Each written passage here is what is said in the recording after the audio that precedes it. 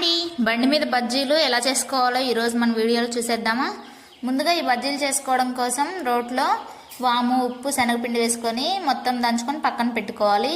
ఇప్పుడు ఇక్కడ నేను బజ్జీ మిర్చీలు, జంబో మిర్చీలు తీసుకొని ఇలా కట్ చేసుకొని అందులో స్టఫింగ్ పెట్టుకున్నాను అనమాట. ఇప్పుడు పిండి ఎలా కలుపుకోవాలో చూద్దాం. ముందుగా ఒక మిక్సింగ్ బౌల్లోకి 2 కప్పులు శనగపిండి, ఉప్పు, పసుపు, కారం వేసుకొని మొత్తం నీట్గా మిక్స్ చేసేసుకోవాలి. ఇప్పుడు వాటర్ వేసుకుంటూ నేను ఈ వీడియోలో చూపిస్తున్న కన్సిస్టెన్సీ వచ్చేంత వరకు కలుపుకోవాలన్నమాట. ఇప్పుడు మనం బజ్జీలు వేసుకునే 1 మినిట్ ముందు ఇలా వంట సోడా కూడా వేసుకొని మొత్తం నీట్గా మిక్స్ చేసుకోవాలన్నమాట. ఇక్కడ నేను ఒక మిర్చి ముంచి మీకు చూపిస్తాను చూడండి. ఈ విధంగా ముంచి ఒక అంచుని ఈ విధంగా తుడవాలన్నమాట. అప్పుడు మనకి లోపల వరకు నీట్గా ఫ్రై అవుతుంది.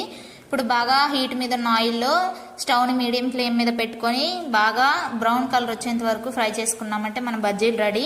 దీని ఫుల్ వీడియో మన ఛానల్లో అప్లోడ్ చేశాను, ఒకసారి చెక్ చేయండి. వీడియో నచ్చితే లైక్ చేసి ఇలాంటి క్విక్ అండ్ ఈజీ రెసిపీస్ కోసం సబ్స్క్రైబ్ చేసుకోండి. Bye bye.